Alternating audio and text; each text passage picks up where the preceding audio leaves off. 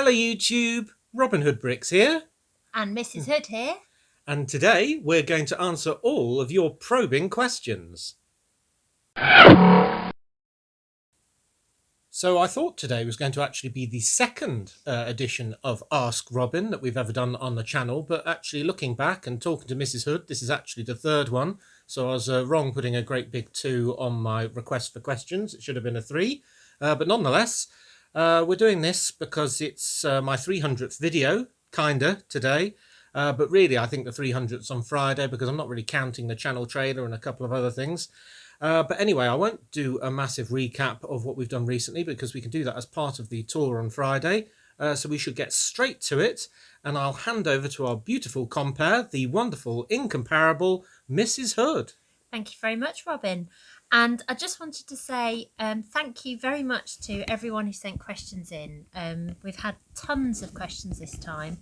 I had great fun yesterday winding Robin up on how difficult his questions were going to be, to the extent that this morning he admitted he was a bit nervous about this conversation. Yeah, I think she's built it up. We've got some really good questions. So what I'm going to do is I'm going to dive straight in. Yep. But actually, just to explain a little bit about how I've structured today, we've got it clumped into a few sections. So the first section that I'm going to ask you about are all questions about inspiration and motivation for the channel. Ooh, probably the hardest ones to answer then. Let's get them over with. We'll start with the hardest ones. So the first one is a question from, and I apologise in advance if I'm going to get anyone's names wrong. I'm trying my best. But this is a question from Jerome Brandsma. And the question is, where do you get your ideas for scenes? Is it from a specific place or do you just have a creative mind? Oh, I think it's more in a creative mind sort of thing. I don't look to anything for inspiration, but usually when I see a piece, it sort of makes me think of something, I suppose. And I think actually doing the brick calls and receiving these things and thinking out loud is often quite good inspiration for it. You know, in describing a piece to somebody else, you might sort of notice that the smile on a minifig's figure looks a bit wry or something like that, and it almost looks like he stepped in something, or you know, and that might just inspire the whole scene. So yeah, I don't really know where it comes from, other than you know, just sort of giving it some thought, really, I suppose. Sorry, I can't be any more specific on that one. You're generally quite a creative person anyway, aren't you? And Yeah. you've got quite a fun sense of humour. So I imagine that you just see things and think of funny scenes that titillate Yeah, you. I suppose it's letting my silly side run free. Yeah, I think that's probably my top tip on that one. And the more his silly side can run in the Lego channel rather than home, the better. A second question, and actually I think this is quite a poignant one because I think it's something I've observed that you've struggled with a little bit recently. So this is a question from one of your great supporters, Just Add Bricks, and they ask, when you aren't feeling like creating videos or building, what motivates you? Guilt, I think. I think, yeah, because I mean, it's hard putting out 3 videos every week, and sometimes inevitably you're just not going to feel like it. But I do, and that wasn't meant to be a flippant answer, really. But it is probably genuinely guilt. I sort of think about the comments I get. For example, on the week I've had a break now, I get a lot of support for it as well. But then people who perhaps don't get the community posts say, where are you? Where are my videos?" sort of thing.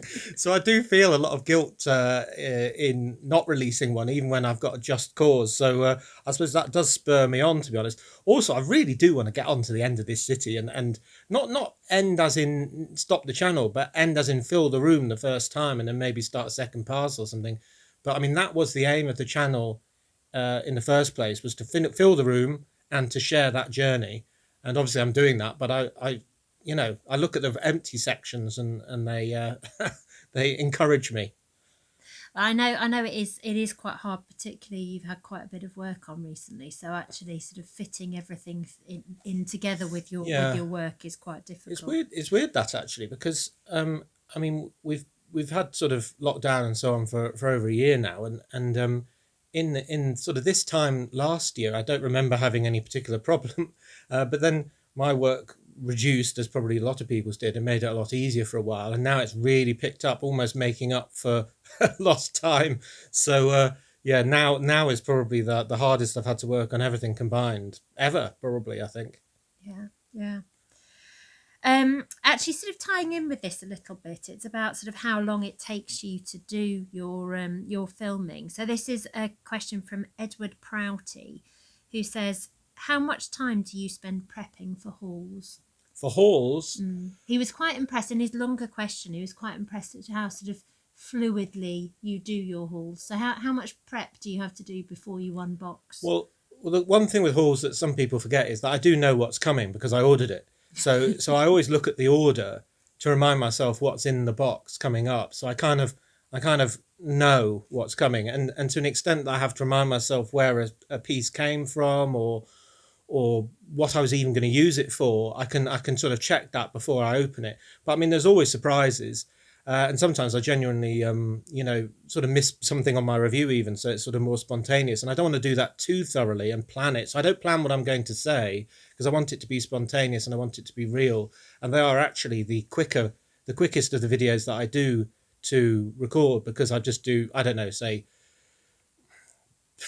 15 minutes prep, and then the actual recording, which generally would be half an hour, and then probably an hour to edit it, and then upload it. So I mean, they might be the quickest. I might actually be under egging that sort of time a little bit, but nonetheless, it's definitely far easier than a normal video. And you still fluently get your set numbers in there, which I think is your undiscovered superpower. Well, yeah, and I suppose I was quite lucky in some things when I started out. I just started doing the hauls by saying all the set numbers and flicking up all the pictures of the sets and circling where the pieces were and stuff. And that seems to be one of the most popular aspects of them, apart from the fact that I do get quite diverse sets rather than just getting 800 window frames or something like that. So yeah, it's worked out quite well. I quite enjoy doing the hauls as well. So long may they continue. Yeah, brilliant. Right, this is a question from Tom Howe, and Tom actually added to his question saying that he joined your channel sort of halfway through. I think he said around sort of Fast Food Corner, and he thoroughly recommends going back to the start and watching all the videos if you join later, because that's something he's just done, which was great to hear. So his question was the fact that you have a great grasp of composition and colour. So what informs your aesthetic and design? Oh, golly. I don't know that anything informs it as such, but I do have a bit of an artistic eye, and you think about balance is one of the things. You can't have too much on one side and too little on the other. And colours, if you start involving more than about 5 colours in any one thing, then it'll look awful. And if you have 2 things next to each other, they've got to kind of work together to a degree. Just the same as having too much of one colour just makes it all look like a big blob. So I don't know what really informs it. I suppose it's just an artistic eye, same as the composition for a photograph if you're into photography, or the composition of a picture if you're an artist or something like that. So yeah, I do think it's important to get that balance. And what I've enjoyed, going back over videos and things, what I've enjoyed is it's probably one of my favourite things, if not the favourite, is changing people's minds. And one of the things with composition was sort of almost like the main railway station doing it in yellow.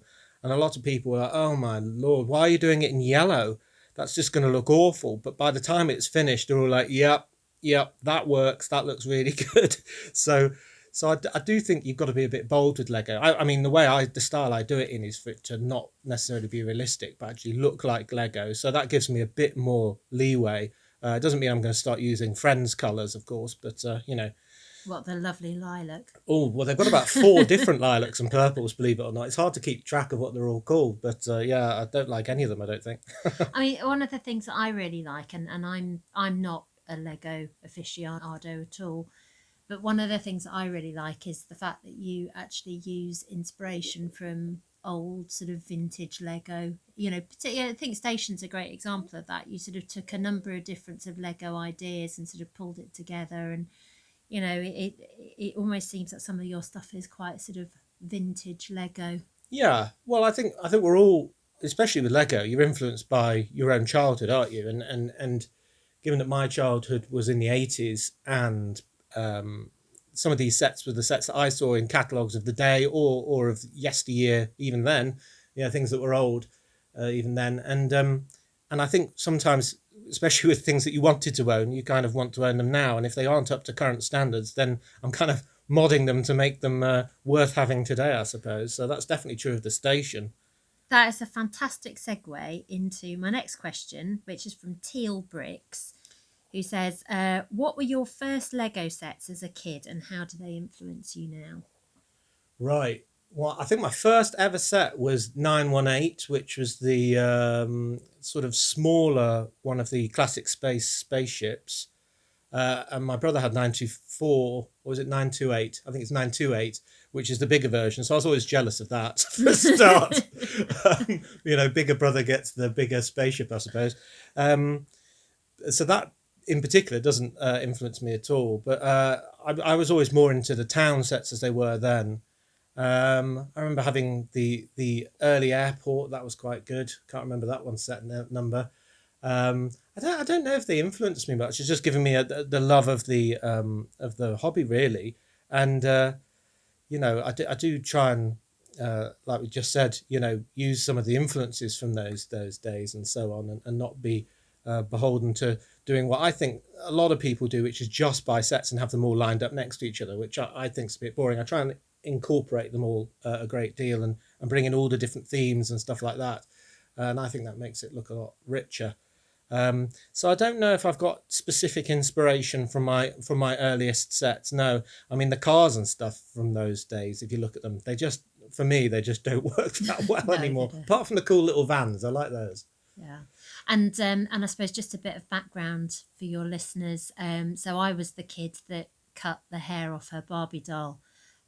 Robin was the kid who meticulously looked after everything, including still having the original Lego instructions for those original sets. And it pained him when they were passed to his nephew and they were treated with less meticulous care than he had. the old Lego sets are not in my possession. But we'll not talk about that. Just one final question on this section then. So this is from Ace McGuinness, and it was a great question. What have been your favourite ideas to have come from your community? Oh wow, there's loads. But thinking of the sort of ones that had the most effect, I think it's where I, not through laziness, but maybe through just not really thinking about it, just went so far with a certain idea, and they pushed me on and on and on. A really recent one of that is the Ferrari Tower, actually. I was going to do quite a normal looking tower with normal looking scenes in, and they were picking me up on everything. This scene's not as complicated as the other ones, make it better. Do this, add more things on the top, add this, add that. And even the brilliant idea, which was to make it leaning in the end, which now it's all sort of sinking into the pavement on one side and pulling it up on the other. It just looks great, and it's an amazing build now. And really, it was supposed to just be kind of a facade that was a bit more interesting than the other ones, in between two others, just to fill up some wall space. So I think it's the fact that they push me on to do much more in some areas than I'd even planned. And I think, my airport's another good example. I had all the bags coming in and bags coming out all sort of done. But, they wanted desks, they wanted it more. They didn't like the way that it was working. I can't remember the specifics. Make it better, basically. Yeah. And it just makes you look at it again with fresh eyes. And the result is always greatly improved. So, I'm usually very thankful at the time, and I definitely am. One thing that I think is the best thing about running a Lego channel, or at least the way I do it, because I think I'm the channel that probably receives and uses the most subscriber suggestions that I'm aware of anyway. But the benefit of doing that is that I've definitely got a much better city than I would otherwise have. No, I agree with that. And actually, I remember the airport specifically because you actually did make quite a lot of changes, and it suddenly was like, oh, actually that does work an awful lot better. Yeah. And I find it quite interesting that actually this is an aspect of your Lego channel that you'd never really thought about before. I remember when you first started, you had this ambition to have several weeks worth of content that you could sort of release over time. Yeah, a buffer. And actually, you the way you work now is it's much more real time. Quite often you are editing videos pretty much down to the line on a Monday or a Friday. Yeah. Yeah, I mean, if you're going to do that and you're going to take the suggestions and you're also going to have it, literally current and using the pieces that you got on the Wednesday haul or whatever it might be, then yeah, that's the only way of doing it. But it does make it a lot more hectic. The idea of having 2 weeks sort of reserve videos is awesome, but I've never done it really, apart from maybe right at the very beginning. But yeah, I wish we could get back there in some respects. Yeah. Well, next time we go on holiday, I can push you to do that for 2 weeks. Well, if we go away for 2 weeks, it's practically impossible to do 3 weeks footage in a week. I mean, I'd need another week off to do it. That's been the one good thing about lockdown, the fact we haven't been able to go away. Yeah.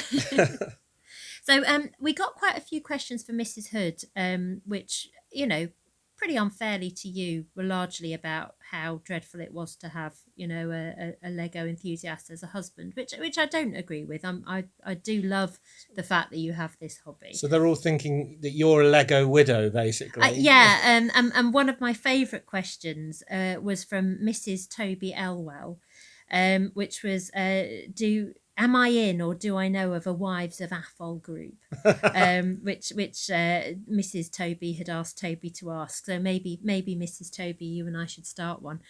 I think it's called Prosecco Club, isn't it? I'm a firm member of Prosecco Club.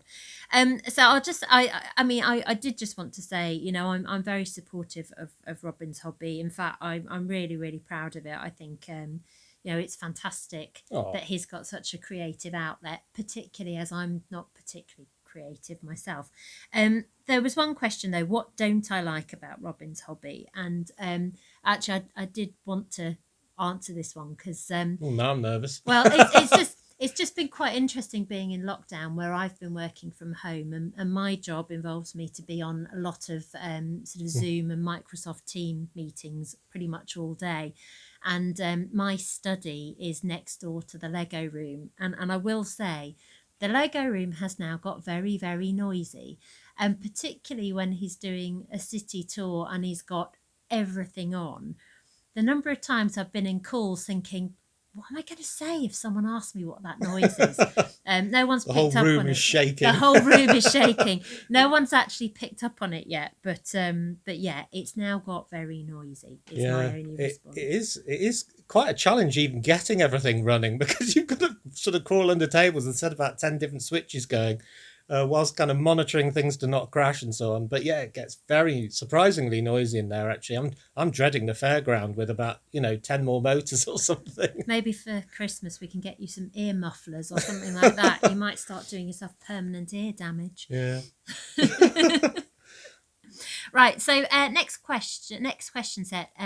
This is sort of a bit about sort of future sets and favourite sets. All right. So this is a question from another supporter, Bricks for Noy. Sorry if I've mispronounced that. What creator expert Fairground Collection ride would you like to see from Lego in the future? Ah, I see. So yeah. So for other people, they've done the Ferris wheel that I've got on my windowsill. They've already done the carousel, which I've positioned. They've done the big roller coaster. They've done the mixer. Was the mixer of creator one? I think it was. So, I mean, I've done my pirate ship. I've kind of filled in a lot of these gaps. I mean, the vertical drop ride that I did, which is a Venus fly drop, I mean, they've sort of now done as that haunted house, which I really don't like because I think it's mixing a bricks and mortar haunted house with a ride that you can barely see. So I don't really like that. But they've sort of covered that now. And the other gap I filled was the pirate ship. Having it working, though, I know they've done a pirate ship that isn't powered. And I think that's the most important thing for a creative ride. So I'd probably go for a pirate ship, but now I've done mine, I'm not so much in the market for that. So I don't know I don't know the names of all these rides, but you've got one that's like a pirate ship, but it goes all the way around, except there's two of them, and they kind of go in opposite directions all the way around. Do you know what I mean? It's kind of like it's kind of like you've got two pails of water in your hands, and you're flinging them right in circles over your head. But I think something like that would be really good. I think a log flume. That log flume would be really difficult. I mean, it'd have to be a roller coaster that sort of looked like a log flume in a way. And in a sense, the pirate roller coaster is sort of that in that it's got a water splash Oh, has it? in it. Right. But I mean, it's only going through some bits that look like they're water splashes, so it doesn't really as such. But yeah, that's yeah, probably what I'd go for. Something big and twirly. and noisy. Yes. This is a question from another supporter, Dennis Bomhoff. Do you have a Lego collection as well as Brick Nottingham? Not much actually. I do have some Star Wars sets which I have completely separate from my city, and I have those in my office, which is the where the build desk is. And I have the UCS Death Star, the more recent one with all the scenes inside. I just thought that'd be really good fun. I've got the Super Star Destroyer, the really sort of pointy one, and then I've got a couple more sort of TIE fighters and things like that, and a Slave one. But that's it.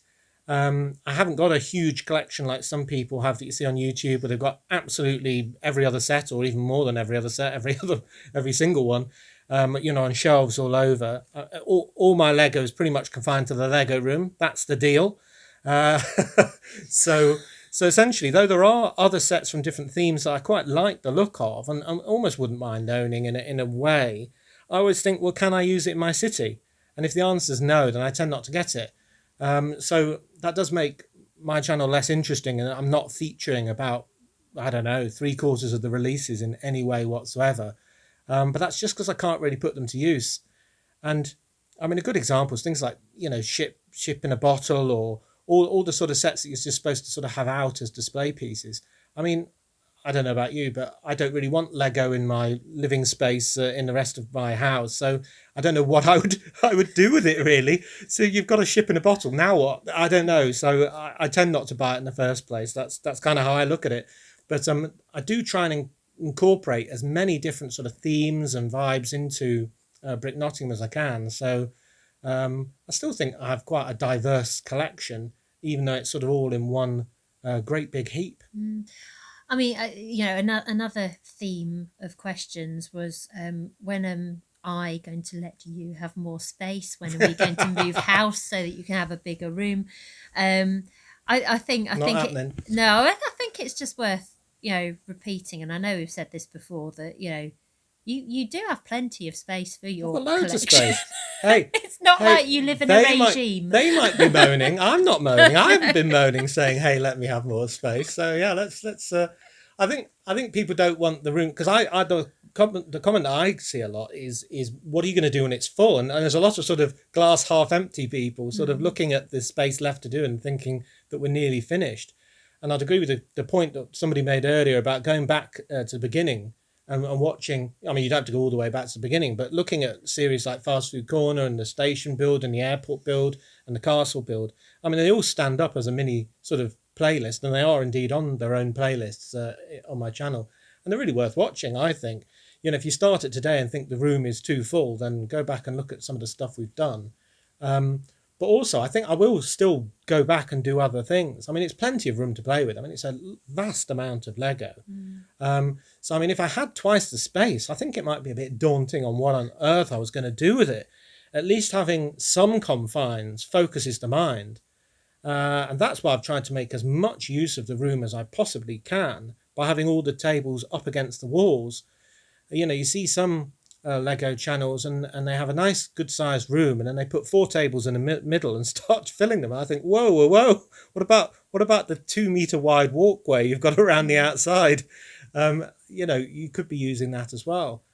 I mean, and you actually did have a question. I didn't write it down, but someone did ask a question about why you don't have a walkway. And I think it's quite hard to see from some of your filming angles, although you can definitely see it, quite how full that Lego room is. I mean, the tables literally centimetre to centimetre fill the entire room. I find it really quite stressful at times going in there because it's just so full. Yeah. So you really have maximised all the space. Yeah, and that's the reason for not having the walkway. A walkway would make it a lot easier. People say, "What, do you crawl under those tables?" Yes, I do.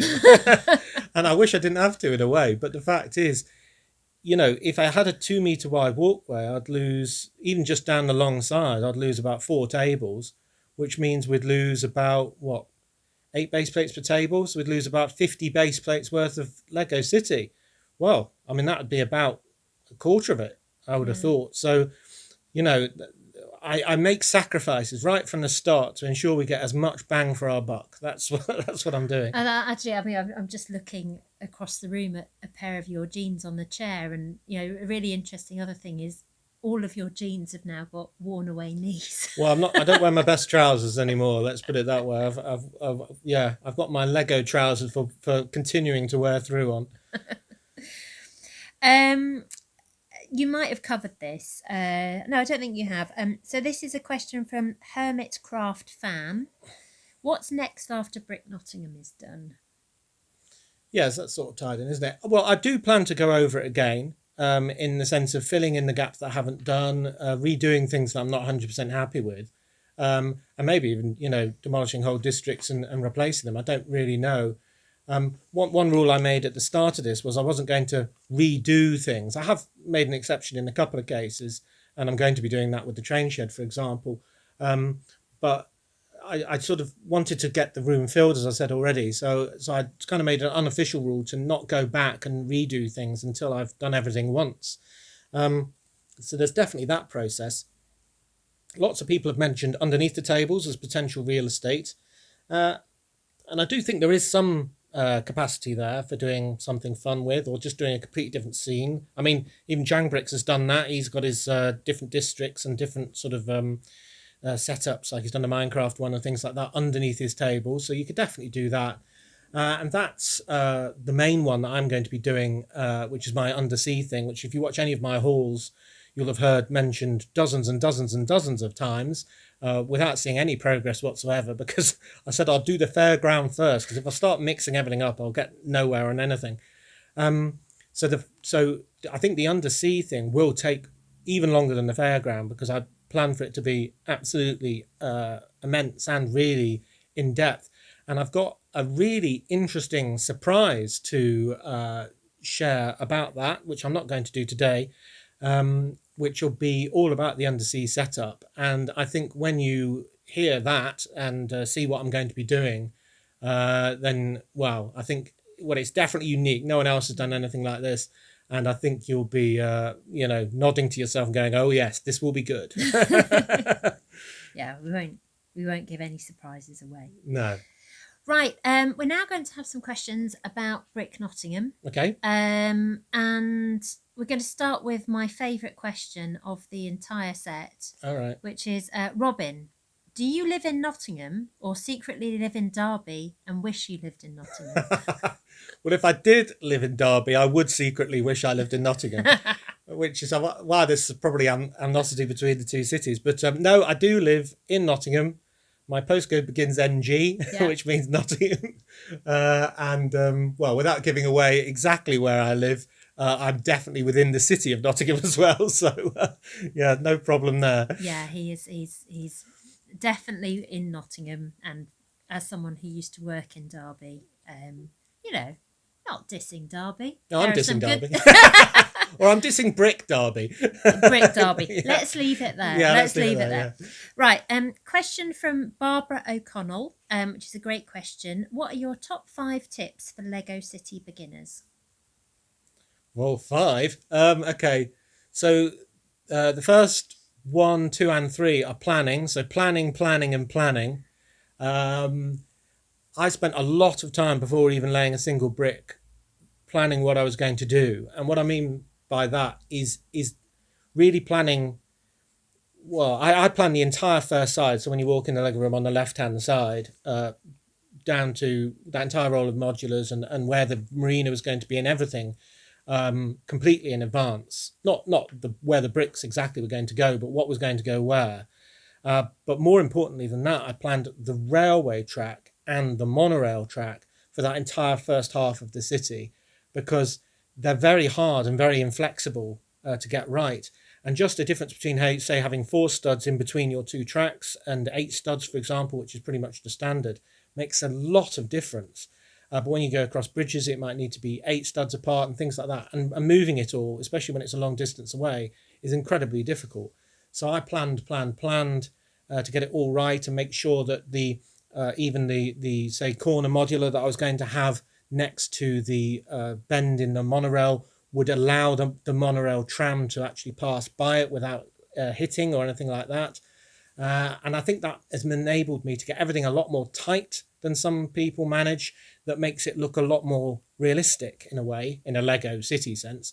I see a lot of channels, they have, their 50 sets or something, and they spend half their time juggling them around just in slightly different orders, and they're never really addressing the bigger structural issues because they've kind of stuck them in and they're stuck with it now. And I think what they really need to do is think differently. I mean, another thing I noticed on a lot of people's cities, which I think is a really bad start, is to have the track going completely around the outside like it's some sort of boundary fence. Because I don't think it looks very realistic, and it doesn't have any interaction with roads or any interaction with any buildings or anything like that, because it's stuck on the outside like some sort of weird fence. And then the city's like an island in the middle of this fence. And not only that, but then all the buildings kind of have to have their backs facing the railway track. So when you look at the entire city, all you see is the backs of buildings, and you kind of have to peer over the first row of buildings to see the fronts. Now, if you think about my standing holes, the way I've done it, it works really well, because from some views you can see one set of buildings, the front of them, the front of another one behind it, the front of another one behind that, and the front of another one behind that. You can see 4 sort of rows of beautiful buildings, and that's what you want to see. So I really think you've got to think about the angle that you're going to be seeing and what you want to be able to see, and then have some really tall things. That's another good thing to, so number 4 would be having tall things. So having the crane, construction crane, not hidden away in a corner, but up prominent, having things like the castle that I've got. So it's really, I mean, you can see that from absolutely everywhere, which makes it, really interesting. So that would be another thing. And then, I mean, what my main agenda was for my city was using different heights, because I thought that was something else that people didn't really do. And apart from in the Lego sort of catalogue pictures, which what I'm trying to emulate, they have all the different levels. You have water being much lower than ground level, and then you have another sort of hill level and things like that.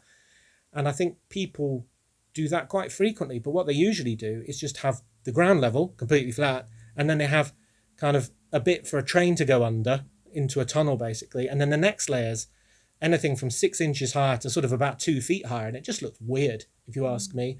My differences are sort of about 5 brick height, and I think that makes it look a lot more realistic, because it's just a sort of minifigure sort of height difference between each layer, and that makes it look a lot more realistic rather than having effectively a cliff. I mean, they have to have huge cliffs or huge vertical surfaces to hide that height differential. Just a question for me, actually, just while we're talking about it, is, I mean, I watch over your shoulder some of the different YouTube channels that you look at, but I don't really watch them myself. But do you notice a difference in Lego City design from sort of European designers and American designers? Because I suppose as Europeans, we are much more used to sort of older cities that are much more condensed, that are much more sort of, windy streets, whereas American cities tend to be more expansive, grid systems. Is that reflected in how we all design our cities? 100%, but not 100%. I'll say 100% and say that not all the time. So yeah, about 90%, I'd say. I mean, a city that I would never do would have, a great big long street with loads and loads of base plates in a row, and then a parallel street sort of just over. But if you look at an American city centre, downtown sort of setting, then it's exactly like that. So why wouldn't you? And I think they also have a lot of our American cousins have a lot fewer people on the streets, even, it seems. Whereas if you look at the more European cities, they have a lot of buildings of more different ages, less on the skyscrapers and more on the traditional buildings, mixed in with modern ones as well, and a lot more sort of people and alleys and things like that. So yeah, I think that's definitely true. I'd say one exception is probably Jiang, who seems to have more of a sort of what I'd think normal city with or European cities say with curves and different sort of districts and sections that are quite small and discrete, rather than having sort of great big straight lines throughout the entire city. And I don't think one's better than the other as such. No, it's just what you know. It's what you see every design day. what you know, don't you? Yeah, exactly. So yeah, I think that could work. But I mean, another way that people differ greatly is in the realism. I mean, I go for that city style, and some people go for realism, and the two don't wash well together at all. So you kind of got to pick one. You got to pick your build style. And mine's kind of fun city, I suppose, is how to describe it. So when people say, "Oh, yeah, but one of those actually has one of these in real life," I think, well, great, but the Lego one doesn't. Well, I you mean, shouldn't be beholden to real life too much. Many people will be celebrating that Brick Toilet now at least has. I'm sorry, Brick Nottingham Brick now toilet. at least has. Well, that's what I was going to say. Brick Nottingham now at least has a toilet because Yeah. you've got the police station. Well, yeah. Oh no, I removed the toilet from the police Did station. you? Well, there's one in the cell. No, I changed the toilet in the police station is now the interview viewing room. I showed you that, Right. didn't I? Yeah. So that's where the toilet was. No, but somebody made quite an interesting point for a suggestion for the fairground, which was obviously I need some portaloos or porta potties, as the Americans call them. And they said because. And I said, I was definitely going to do that already. And they said, well, because, there'll technically be one of the very few toilets in the entire city, that I should have a massively comically long line for them with loads of people looking like they're really crossing their legs. So I'm definitely going to do that as a funny scene. I think you should. That'd be really funny. Right, this is a question for both of us from Nedam81, who's one of your supporters. So if we were minifigs, what part of the city would we visit? Oh, right. So I'll go first because I've got an answer for this. So you and I like playing crazy golf. Oh, yeah. We are very competitive at it in real life. We're quite evenly matched, so it does get quite tense when we play, and we keep score. So I think that you and I would be on the crazy golf course. Yeah, I think that sounds really good. Yeah. So I'd agree with that. I'd definitely join you for that. And then afterwards, where would I go? Oh, golly, up to the space station? I don't know. I don't know. I think I might just kick back and relax at the Krusty Krab pub, to be honest. It looks quite fun there. I quite like the look of that, and have a nice pint of beer. I think that sounds very nice. Right, one final question, and then we'll get on to our last section. So this is from Andrew Field and JJ, who are both supporters. Were there any parts of the city that you thought were going to be amazing but didn't quite meet your expectations? Anything I thought would be amazing? Well, there's a couple of things that are hidden that I'm sort of thinking, why on earth did I bother with that? So I did a really in-depth casino as one of my earliest videos. That's actually the top floor on the Grand Emporium. So it's actually got an additional floor, which is a casino. And you can't see that at all. So it is very disappointing unless you go in and lift the lid off. I suppose whole sections. I mean, there have been things that I was going to do that I didn't actually do in video form. Because when I did the design, it just wasn't, I don't know, good enough, essentially, or, I wasn't feeling it. I mean, maybe I could have pressed ahead and got your suggestions and it would have become something worth doing. But at one point I was going to do a big courthouse, and that was going to be very grand and sort of with columns and so on. And I just couldn't. I mean, it just ended up looking like a bit like the Taj Mahal, really. I didn't like that. But what else is lackluster? I think some of the facades have been a bit underwhelming. I mean, that's one area I'm definitely going to come back to on the second pass. I want to get more perspective in them, but if you look at them dead on and do some with very small windows to suggest they're in distance, it looks fine. But when you look at them obliquely, then they look like they're right next to the other one. I've got some weirdly small windows, so I don't know how to do that really. But well, I mean, I think in a way it's a bit of an unfair question for you because the thing is, you've got a very high quality threshold in the fact that you only actually you're only happy with something when it is already pretty good. Yeah. So there's actually quite a lot that goes into your design process, and if it doesn't cut it, you don't make it. So Yeah, I think that's right. But I suppose the ones where it's more risk of happening is the ones where I can't design it. So if it's a build like, say, the Ferrari Tower or something, then I actually did that on LDD, and apart from the changes to it, but then I probably did the changes on LDD before doing them in real life because I find it quicker and easier. But one area that I'm thinking of now, the River Trent, which is the small river that's in between Castle Rock and the castle itself, that sort of pops out at the marina. That was utilising a small gap in a table and was very difficult to do, and as a result, it's quite a narrow river really. It's more of a sort of stream. Although it has got an alligator. Yeah. It's got an alligator. It's got nice road bridge. It's got a nice footbridge. It all works sort of well, but that's the ones where perhaps after I've done them, I feel the least sort of happy with them on first. I grow to like them, but it's because you had to kind of do it live, and well, you can only do it once. Once you videoed it, that's kind of what's happening. You could go back, but yeah. So generally speaking, I don't think. I mean, there's still problem areas. There's the sort of pavement area, for example, above the haunted subway station, which I need to do something with. I haven't quite figured out what that is yet. So there's definitely sort of areas that you think, oh no, what am I going to do with that? I'm keen to get you out of this sort of critical vein, Yeah, okay, because yeah. I think you do a great job on Bricks. Oh yeah, well, most of it I'm incredibly happy with. Yeah. So overall, I mean, doing things like Apollo Arcade, which was utilising all of the Harry Potter Diagon Alley set recently.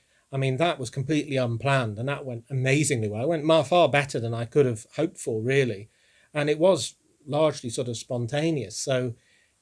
So it can work really well in your favour to get some spontaneity in there. Too much planning could make for a boring city. And it is good to, because it is good to leave the space, a little bit of space for these new things to go into, isn't it? Yeah, it's brilliant.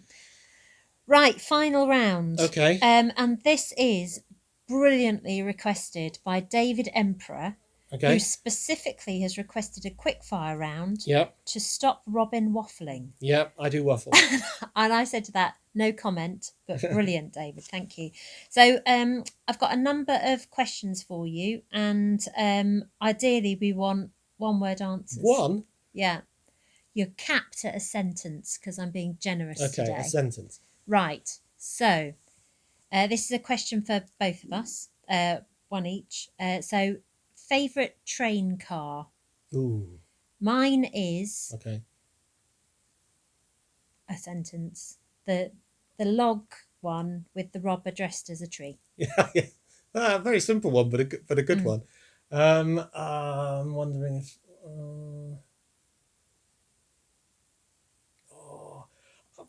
I've probably forgotten one, but I'm going to go for the refrigerated wagon because I really like using those doors. Oh, she's trying to cut me off, people. I like using the doors and I like the penguins inside. That was a long sentence. David, I think you might be onto something here. Notts Forest, Notts County, or neither? Neither. Bricklink or eBay? Bricklink. Without Bricklink, no one could do a city. Basically, simple as that. Lego advent calendars, ho ho ho or no no no? Ho ho ho. Favourite mock? Oh right. Well, it's got to be my fast food corner. I mean, it's brilliant, if I do say so myself. Watch the series of Fast Food Corner. That's one where you added a lot as well, you guys. So thanks again. Supermarket build, when? With work and videos, I've done no designing recently. It is probably at the top or nearly at the top of my list. I do want to get it done. I've got some of the pieces. Watch the space. Are you going to be taking August off again this year so that you can do your designing? Yeah, August will be off, so prepare yourselves. But then last year, I mean, you did I still do Lego. GBC came out of August. I still work on Lego. I just haven't got the requirement to do the videos, which means I can actually do some design because it all takes so much time, as I know you all appreciate. Most expensive piece? Piece? Mm-hmm. Ooh. Come on, I know this. Do you? Yeah. The goat. Oh, yeah. Well, I was gifted that, but if I'd bought it, the goat would definitely be the best. I mean, that's a ridiculous price. Thank you again so much, Alex, for that. The goat is the most valuable piece, if we want to call it that. And that's why the goat sits on a golden bale of hay. That's why he sits on his own golden bale of hay. Yeah. Can I just say, I think it is ridiculous how much that goat costs. Well, it's because it was in a set that's rare itself and it's desirable. Though the price may go down now because they've just announced and showed a sheep. You can now, for the first time, get Lego sheep as part of it's a Mickey Mouse set actually, but it's a city scale sheep. So guess who's getting about 10 of those in a brick hall when it's available on bricks and pieces. Yep. Okay. Most precious piece to you? Most precious piece to me. Oh, it might be the goat. Yeah. Just the generosity and value of the goat. I mean, it's a beautiful goat as well. I'd say Alex's goat, or Alex the goat, as we named it. Have you ever used fake Lego? No, I've never bought fake Lego or used it. Okay. What is your worst crime against Lego that would upset purists? Whoa, get ready for one coming up on the channel, actually. I've cut Lego. I mean, I wouldn't cut a normal piece, obviously, but I have cut Lego train track to make my continuous curve switch. And I may be doing something similar in an upcoming video. You heretic. Well, it's only a very standard piece. I mean, there's no point cutting smaller pieces. It just makes the whole point of making something out of the pieces that exist pointless. But just making a slight amendment to a piece, I think can be all right. Favourite set? Favourite set? That's almost an impossible question.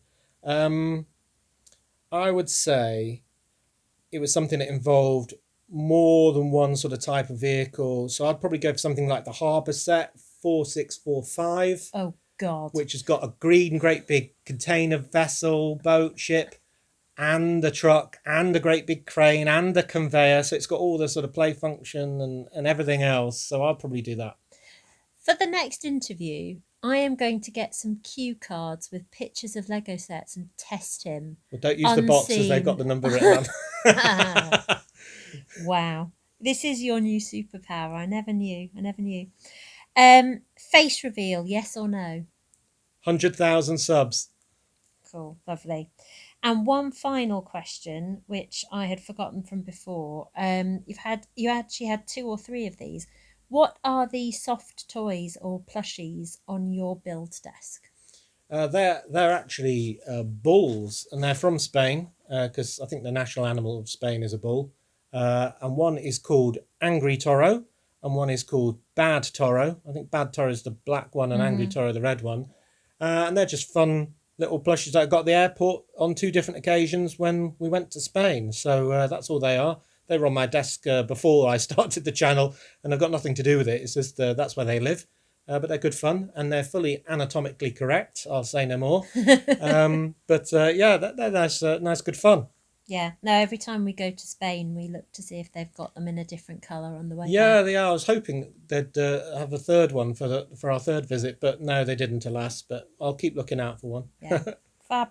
Lovely. So that's all your questions, Robin. And everyone, thank you very much. I had a lot of fun reading through these, and I think they were very good, very challenging. Yeah, well, thank you very much, everyone, for those questions. I hope you found that interview fun. I know we did.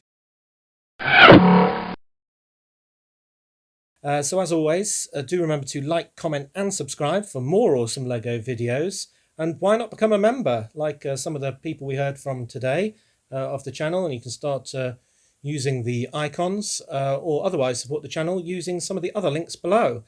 And then next time on RobinHoodBricks, we'll have a haul on Wednesday, which has got to be nearly, if not actually, our 90th. Wow. And then a full tour for the official 300th video on Friday. But until then, see you! See you!